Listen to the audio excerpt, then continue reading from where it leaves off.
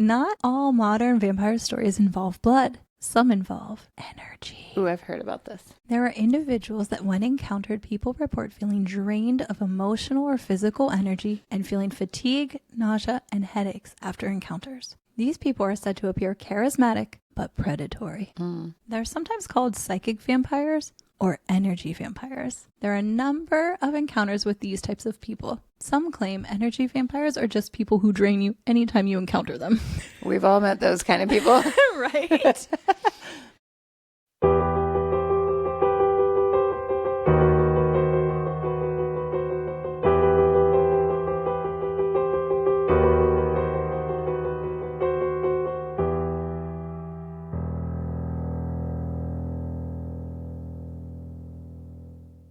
Welcome to the You Two Scare Me podcast. We're your hosts. I'm Andi. And I'm Feliz. And we are coming to you from Key West, Florida. Woohoo. Hey. Hi. If you have listened to our podcast before and you liked it, will you please take a second to make sure you're following us on Instagram, Facebook, and TikTok, or whatever you're on, any combination of Whatever those. you're on. Also, it would be super freaking cool if you would subscribe to our channel on YouTube. And if you're feeling super sweet, leave us a review. A good one. Yeah. Like stellar. Yeah. 5 stars. Yes. Also, if this is your first time tuning in, hey, we're just two spooky girls who love to hear and tell stories about the paranormal, the spiritual, the weird, the creepy, the unusual, all the unexplained. Absolutely. But don't worry. We respect the forces that make things go bump in the night, and we know to keep a safe distance. We are fully aware that we don't know anything or really understand what's happening with any of this stuff. But we have a deep respect for the unknown and unseen forces at work around us. We also make sure to laugh to keep it light as we work our way through the strange and unusual. We hope to bring you stories that make you question and give you a chill. Quick warning before we begin. This podcast is for entertainment purposes only. Our tales are drawn from folklore, history, and reported experiences, but we don't claim them as fact. Some stories may include sensitive topics, so listener discretion is advised. Dive into the shadows with us as we bring you haunting tales in this episode of the You Two Scare Me podcast. Shall we dive in? For as long as humans have buried their dead, we've been afraid they might not stay buried. Across cultures, across centuries, across continents, people have described the same thing. The dead returning. Dun, dun, dun. Zombies? Not as ghosts or zombies, but as something disturbingly human. Tonight, we're diving into vampires. Oh, I love vampires so much. Me too. I love vampires. So, not just the fictional kind, not just capes and castles and I want to suck your blood, or the super hot Brad Pitt, Tom Cruise variety. Interview with a Vampire reference. Yes. That was a movie that shaped and molded my life. Absolutely. But we're talking about the real accounts, the historical panic, and the people who swear they've encountered something that feeds, hides, and walks among us. Oh. These stories aren't isolated, they're consistent. And that's what makes them terrifying. Dun, dun, dun. When we hear the word vampire, most of us immediately get a picture. Some might think of the cliched version, kind of like Dracula. Mm-hmm. Sharp teeth, cape, impeccably dressed. Mm-hmm. Or maybe your vampire is the sultry, seductive kind, more Twilight-esque or True Blood style. Yeah, I'm more Vampire Diaries style. Oh, is anyone else getting some sexy mental picture? See, this is so February appropriate. Yes. Damon and Stefan Salvatore, the brothers. Hello. Hello. Hello. At its core, a vampire is not just a blood drinker. In folklore, a vampire is described as a corpse that does not decay, a being that drains the life force from people, including blood, breath, and energy. Vampires are also described as being a revenant, someone who returns after death, a creature that blends into society, often unnoticed. Ooh. I mean, you have to be unnoticed if you live for eternity. That needs to be a Valid. part of your skill set. I'll be like, I'm going to change my hair color. Yeah. And here's the unsettling part. It's something that we've talked about many times. Almost every culture has a variety of this entity. Yeah. Ancient Mesopotamia spoke of the Akimu, restless dead who fed on the living. In Greece, there were the Vrykolakas, corpses that rose from the grave. China has the Jingashi. Sorry, guys, for all these pronunciations. Stiff corpses that drain. That probably means banana, the way you said it. Or something like that. Why wouldn't it, you know? Stiff corpses that drain the life energy. In Africa, there's the Asasa Bonsam. In the Caribbean, there's the Lugaru. They have different names and different details, but the same fear. Vampire lore began in Europe, and many people immediately think of Vlad the Impaler and Transylvania. But there are a number of other historic vampire stories. In the 1700s, Eastern Europe was consumed by vampire hysteria. Entire villages believed the dead were returning to kill the living. Oh my gosh. And these weren't whispered rumors. They were official investigations documented by doctors, priests, and military officers. One of the most famous cases is Petar Blagojević from Kisilova, Serbia in 1725. After his death, 9 villagers reported that he appeared at night, and those who saw him fell ill and died within 24 hours of seeing him. His wife reported he visited her and asked for his shoes. She was so freaked out, she moved to another village shortly after. Ooh. It's also said he came back to his house demanding food from his son, and when his son refused, he killed him. Oh my gosh. The villagers demanded that Petar's corpse be exhumed. When exhumed, Petar's body showed no decomposition. His hair and beard had grown, and he had fresh nails, and blood was found on his mouth. Oh. So, what do you do when faced with a possible vampire in 1725? Drive a stake through its heart. Obviously. I mean, that's what I would do. Oh, okay. Even in 2026. Good to know. I mean, what? Why not? It's the corpse. It's Okay, not hurting anybody, right? Better safe than sorry, right? Good to know. Yeah. Wow. Officials recorded that when a stake was driven through his heart, fresh blood flowed out. Ew. I know, so gross. There's another famous vampire case, also from Serbia. The case of Arnold Paole, a former soldier who claimed he'd been attacked by a vampire. Arnold claimed he had cured himself by eating soil from the vampire's grave and smearing himself with its blood. Ew. Then Arnold fell off a wagon, broke his neck, and died. I think his vampire concoction really worked that well. After his death, 4 villagers said Arnold returned and was bothering them. Oh, okay. I retract my statement. Those 4 people died shortly thereafter. Acting on advice from a military leader, Arnold's grave was opened and his body was exhumed. It's reported that Arnold's skin appeared fresh. His hair and nails had grown, and there was fluid blood in his veins.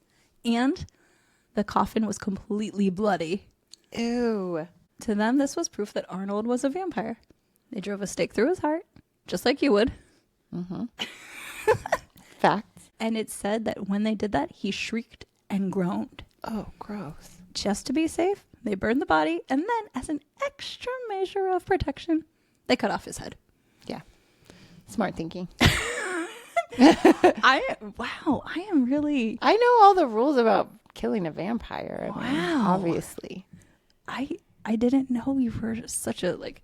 You have to drive a stake through its heart. Okay. It's common knowledge. I don't know. It is.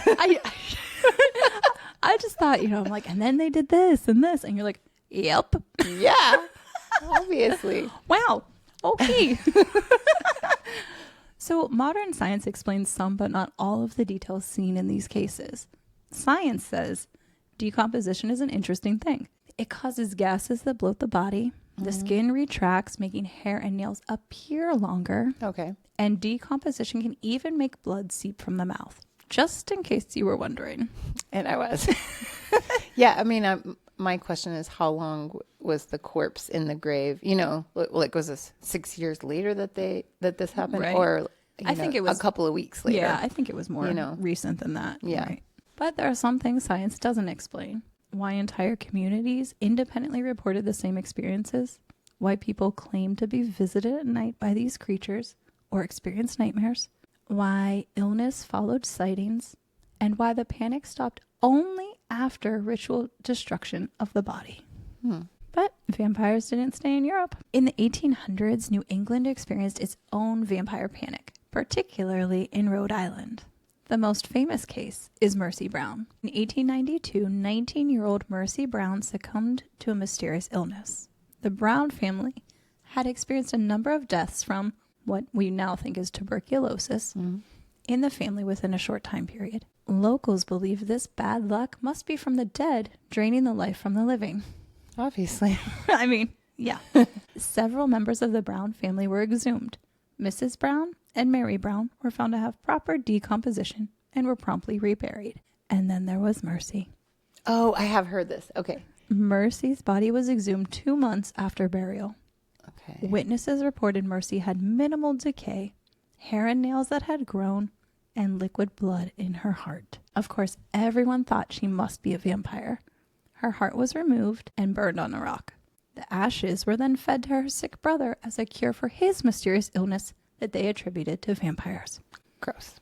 Spoiler alert, he died anyway. Well, probably there was no stopping that. Right. You know, Yeah. no matter what. That train had already left the station. But the belief didn't fade. In fact, Rhode Island became known as the vampire capital of America. Oh, okay. Yeah. I was like, that's interesting. Yeah. Because Rhode Island is such a small state, right? Yeah. Yeah. So Well, maybe that's their claim to fame. I guess it is. But we'd be remiss to talk about vampires without talking about one of the spookiest cities around, New Orleans. Yes. Stories and legends of vampires in New Orleans go back centuries. One well-known story is that of Jacques St. Germain. Mm-hmm. You know him? Yeah, I've heard of him. Oh, yeah. okay. Awesome. Yeah. Jacques moved to New Orleans from France in 1902. He claimed he was a descendant of the Count of St. Germain. It said he bore a striking resemblance to the Count of St. Germain, so much so that many people wondered if he was the Count himself. Okay. Now, the Count, he was a mysterious figure on his own. The Count of St. Germain was an 18th century European adventurer whose true identity, origins, and even age remain unknown. Born sometime between 1691 and 1712, he concealed his background throughout his life, using numerous aliases and offering conflicting stories about his past. Near the end of his life, he claimed to be the son of Francis II Ricoxi. Wow. Yeah. There's a lot of It's accents a there. Transylvanian name. Yeah, a Transylvanian prince. Yeah. An assertion that, if true, would explain his wealth and his elite education, though no firm evidence supports the claim. Many alternative theories about his origins circulated. Some claimed he was a Jewish man from Alsace. Others believed he was a Spanish Jesuit, a Portuguese nobleman, or the illegitimate son of an Italian princess. Saint Germain claimed to be hundreds of years old and hinted that he possessed secret knowledge of immortality and universal medicine. Okay. He's a character. Yeah. He was friends with people like Voltaire, Mozart, and Casanova. Voltaire, Like actually? yeah. Oh, wow. Like hung out with them. Oh, wow. Okay. Yeah. And they were astounded by him. Saint Germain, the guy that was in This New Orleans, is or the Count? This is The Count Okay, Saint okay. Germain. Gotcha. It's all going to come together. Gotcha. Okay. So Voltaire even famously called him, quote, the Wonder Man, and said, quote, he is a man who does not die and who knows everything. Ooh. According to Casanova, like the real actual Casanova, Okay. Saint Germain said that he could live for centuries, create a universal medicine, melt and reshape diamonds, combine small diamonds into a single flawless gem, and control natural forces. Count Saint Germain died February 27th, 1784. However, sightings of him in Europe continued through the 18th and 19th centuries. So back to 1902. Jacques St. Germain arrives in New Orleans looking remarkably like Count St. Germain. He's like, Hey, I'm just a long lost relative Right. of the count. I'm not him. Right? Don't worry about it. Right? So he starts hanging out with all the aristocrats and he throws luxurious dinner parties where he never partakes of any food or drink. So he was said to be quite a lover of the ladies. Oh. So one night he brings home a woman. The woman is heard screaming before she jumps from the second story of his house. Ooh. She claims he attacked her and bit her neck. When police searched Jacques St. Germain's home, it said that they found bloodstains and bottles filled with blood. Ooh. At the very least, he's a freaking weirdo. I mean, no matter what. Yeah. Right. Okay. The woman later died at the hospital, and Jacques St. Germain vanished. It's said that Jacques St. Germain was the inspiration for the character of Louis in Interview with the Vampire. Oh, that's cool. That's my favorite character. Nice. Is that Brad Pitt? It's been, I haven't seen that in a long time. We'll have a Probably watch party. like since it first came out. I think I actually saw it in the theater. This is funny. It was the first rated R movie my mom let me watch. No way. And I was like, Oh, that's cool. oh yeah, it was great. That was like back in the day when we would go like at midnight and dress up, Oh, for so the premiere. fun. It's so fun. I love that. So let's get into some modern vampire accounts. Okay. One Reddit user reported that their grandfather had served during World War II aboard a British submarine. Their grandfather swore that the captain of the sub was a vampire. He claimed the captain was extremely pale and waxy, never boarded or disembarked during daylight hours, never ate or drank, seemed to possess supernatural strength and reflexes, Wow.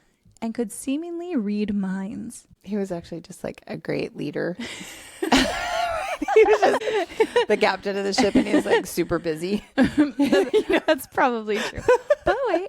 It's reported that there were several naval-based disappearances, all when the captain was present. In 1993, the family was going through belongings from the grandfather's estate and found some old naval photos. They saw a photo of, the whole crew with the captain, and he was pale and creepy. They found him right away. Mm-hmm.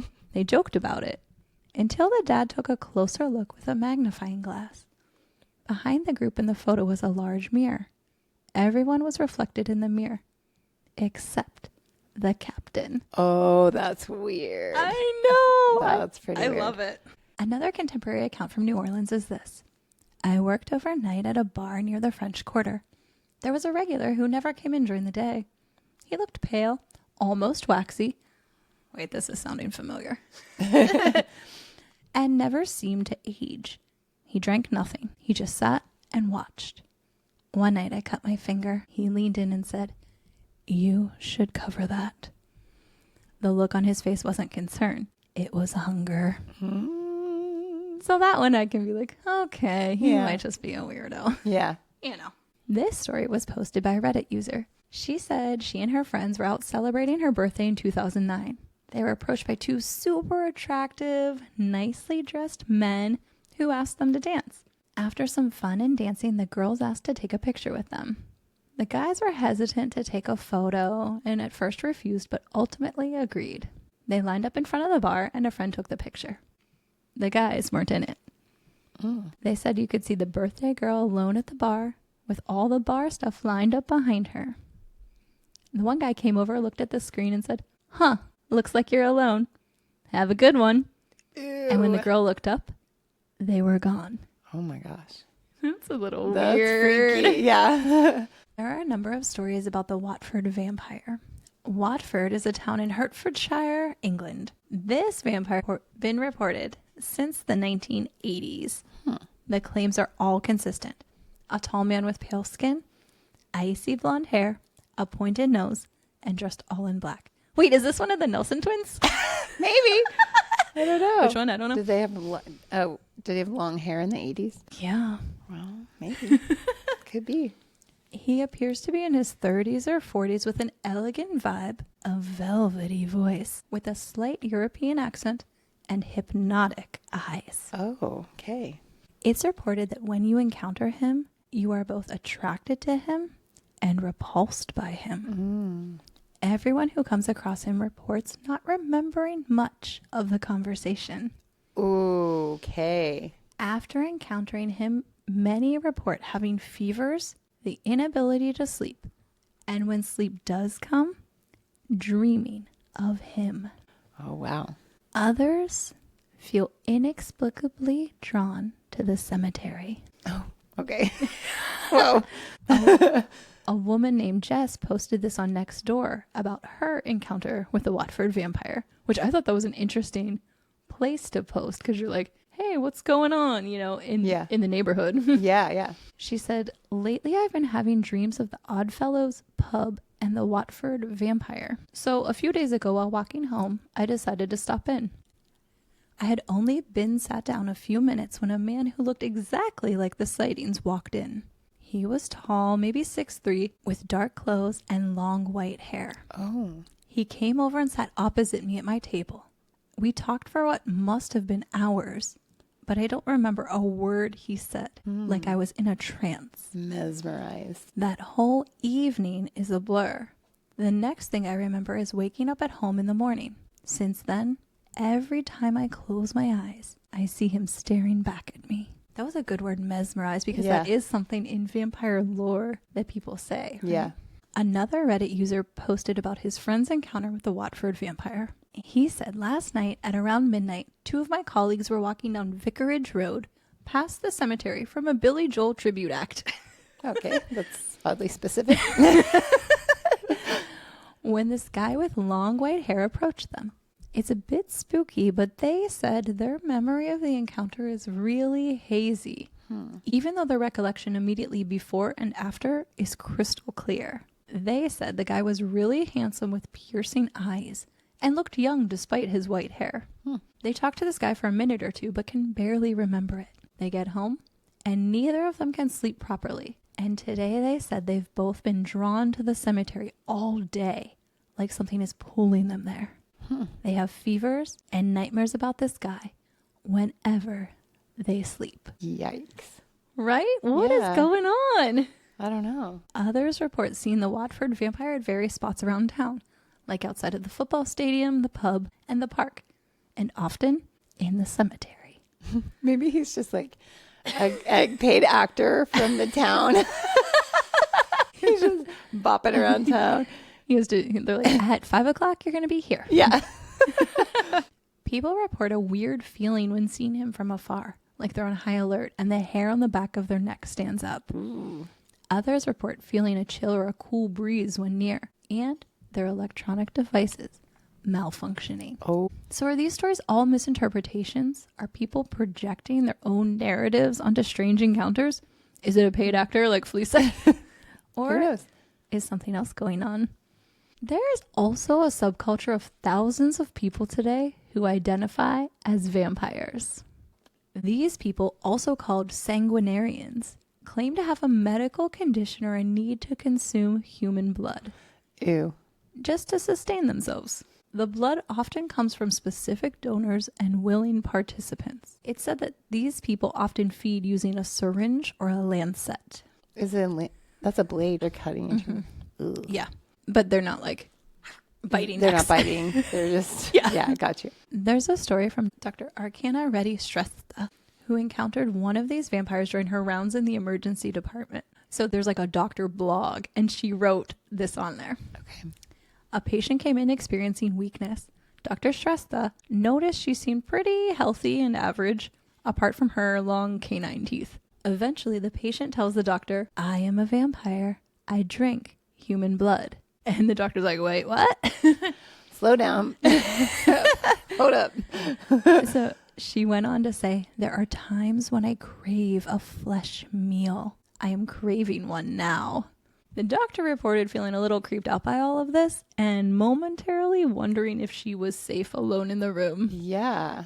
But then her medical training kicked in and she asked a whole lot more questions. Mm-hmm. The patient went on to tell the doctor she had a willing donor who gave her his blood. She also said there's an entire vampire community and even websites to find blood donors. She also said she had had her teeth filed to appear so long and sharp. The doctor went on to express concerns about the safety of drinking human blood and talked all about the various blood-borne diseases that she could have been exposed to. Yeah, that's not a safe situation. Yeah, so they developed a follow-up treatment plan. Okay. So, Felice, if you're considering vampirism, know that there's a whole community out there to support you. Awesome. Become a vampire. It won't be willingly. Got it. Stay out of Watford. Yeah. Not all modern vampire stories involve blood. Some involve energy. Ooh, I've heard about this. There are individuals that when encountered, people report feeling drained of emotional or physical energy and feeling fatigue, nausea, and headaches after encounters. These people are said to appear charismatic, but predatory. They're sometimes called psychic vampires or energy vampires. There are a number of encounters with these types of people. Some claim energy vampires are just people who drain you anytime you encounter them. We've all met those kind of people. Right? You know, the self-centered, exhausting people. And I mean, actual narcissists. Oh, yeah. For sure. You know. Others claim that psychic or energy vampires are supernatural beings that feed on the life force or auric energy through telepathy or direct interaction. Whether psychological or paranormal, the effects are real to those who experience them. Whether vampires are a myth, a cultural creation, or something supernatural, vampire stories persist. I think they're intriguing because they kind of are the intersection of death, disease, fear, and desire. Yeah. I mean, they're exciting. Yeah. You know, there's usually some kind of, not always, but there's usually some kind of romance involved. There's some kind of adventure, you know, and your life taking a turn if you know what I mean? There's like an allure, right? Yeah, for sure. And, you know, they say vampires look like us. They want what we have. They pass unnoticed. So maybe that's why vampires, or at least the stories of vampires, endure. Because if monsters like vampires exist, they wouldn't look like monsters at all. They could look so similar to us, but have learned how to hide. So, if you've ever felt watched in the dark, if you've ever met someone who felt wrong and yet you were drawn to them, you're not alone. And these vampire stories, they're not yet finished. Ooh. What do you think? Well, as you know, I constantly scroll TikTok, and I have found myself on the paranormal side of TikTok, as you know. Shocking. Yeah. And I see stories every day almost about energy vampires in New Orleans, especially. And some of them are that they're trying to like give you something, you know, or hey, can I have that? You know, it's like an actual exchange of something on the street, you know, and it's like through touch. And so the people that live there are like, hey, you got to be really careful with who you're dealing with on the street. That it's like a real, you know, just like a lot of things in New Orleans, they take spirituality and those kinds of things very seriously. And that's one of them. I just recently saw one of a lady, I think she was an Uber driver, and she was talking about giving a ride to these two guys and a girl, I think. And I don't know, for whatever reason, she ended up feeling like they were vampires, but what she did something cool for them, and so they like kind of took care of her. I don't know. It was interesting. So these stories are happening today. Oh, you know? yeah. And it's not like the same person telling all this stuff. It's like, hey, I had this one-off experience, and it was weird. You know, there are a lot of stories of people encountering vampires of different varieties in New Orleans. New Orleans seems to have a whole subculture there, whether it's the people who identify as vampires and are actually drinking blood, or the energy vampires. There are a lot of those accounts, or the more mysterious, like folklore type vampires that you hear about. You know, like need to be invited in. Oh yeah, and also this person seems like the long lost relative of this other person, that kind of thing. Back in the 90s, vampire, like when Interview with the Vampire came out, these vampire societies were like getting so big. Everyone was running around like doing their LARPing thing as vampires in the park and stuff like that. It was, you know, so funny. Interesting. Fun fact. So vampires, this is something I read years ago, but they're compelled to count. So the count count on Sesame Street that's why, because they're compelled to count things. So There's an old folklore tale that if you encounter a vampire, you're supposed to throw rice because they have to stop and count the grains. Oh my gosh, that's so interesting. Yeah, I isn't like that that so little, fun? yeah, that's a funny tidbit. I like that. Fun fact. Little funny little vampire tidbit. I like it. You ready for Somebody Told Me? Let's do it. Let's do it. Okay, so this Somebody Told Me is from one of our really long-time listeners. She's been with us since the beginning, our friend Julia. Thanks, Julia. She sent us an email, and here's what it says. Just listen to your exorcism episode. Had to hold off for a while until I got the nerve up. Uh-oh. And it made me remember my time at Georgetown University. So she was a student there. Okay. I took a freshman theology class with Father King, a Georgetown legend and the mentor to William Blatty, who wrote The Exorcist, which was based on the Maryland story. Father King was also rumored to be the inspiration for one of the priests in the story, but he assured us he had never performed an exorcism. The movie was filmed in and around campus, and apparently there were so many weird occurrences, a fire, the death of an actor early on, and freak crew accidents. So Father King was called in to bless the set, but even then, weird things happened later. Ooh. The actress who played the girl's mom reported the filming gave her the heebie-jeebies. She wouldn't even say the final line as written in the script about the devil, since she was afraid it would give the devil too much power. Whoa. Isn't that interesting? Ooh, I got a hadn't chill. heard that. Yeah. Every Halloween, students watch the movie in an auditorium on campus and often visit the so-called exorcist steps featured in the climactic scene a few blocks away. They are creepy. Yeah. Those stairs are creepy. Yeah, for sure. I definitely tried to avoid those steps all the time, mostly because they are uneven and a bit of a workout, but also because it was just spooky there. Ooh. Love your show, Julia. So I looked up some of the strange occurrences that happened during the filming of The Exorcist. Mm-hmm. Here's what I found. Okay. One of the most significant incidents was that fire that destroyed a large portion of the McNeil house set, with the notable exception of Reagan's bedroom, where the exorcism scenes were to be filmed. Oh, that's creepy. That's creepy, right? Yeah. This unexplained fire caused a 6-week delay in production. Further delays were caused by a broken sprinkler system and, at one point, an unexpected snowfall on the indoor set due to industrial air conditioning units. So it was snowing inside. Weird. That's crazy, right? A string of injuries and deaths connected to the production also added to the growing sense of unease. 9 people associated with the film died during its production. Whoa, that's a lot. Yeah. Whoa. Both Linda Blair and Ellen Burstyn, who played Reagan and Chris McNeil, respectively, suffered permanent back injuries during filming.